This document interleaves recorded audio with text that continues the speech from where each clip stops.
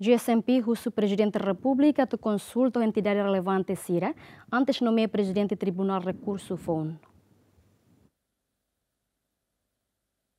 Presidente do Tribunal Recurso de Olinda Santos, Simo Posse, o ex-presidente da República, Francisco Guterres Luolo, e a Loron Ruanulo Resinualo, Fulang Abril, tina ringun rua Ruanulo Resinida, no redau ne, nia mandato, hela Fulang Ilha. Tamba ne, pesquisador legal de SMP, o Presidente da República, atu coordena a entidade relevante CIRA, liu e a Conselho Magistratura Judiciária, antes atu nomeia Presidente do Tribunal Recurso FON, tamba Tribunal hanesan órgão independente.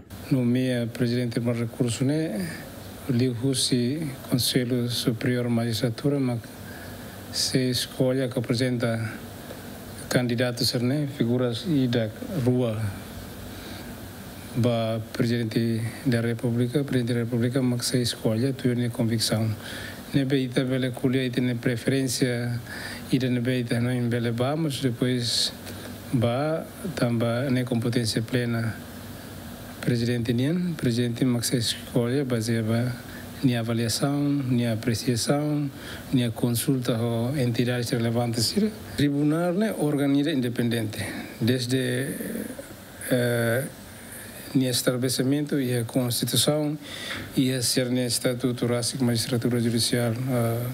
Na lei de organização judiciária destaca elementos sabe do tribunal, mas tem que independente. E só independente mas tem que independente.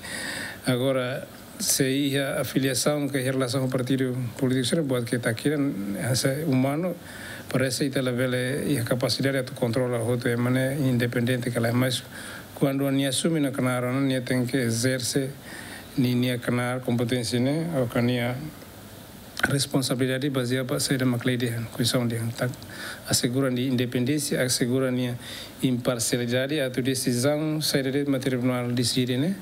Nia refleta na loque dalam ba é maselo halo especulação ka halo interpretação ka também associado ao partido ABC, né? Tem que independente. Tuir Constituição RTL artigo atos ida tolu recentolo, a linha tolo, Presidente da República, Makhili, Procurador-Geral da República Nien, ma mandato tinenhat, inclui Presidente do Tribunal Recurso Nien, nebe escolhido Husi Juizira e a Tribunal Supremo Justiça Nien. José Mendes, Lamberto da Silva, GMN.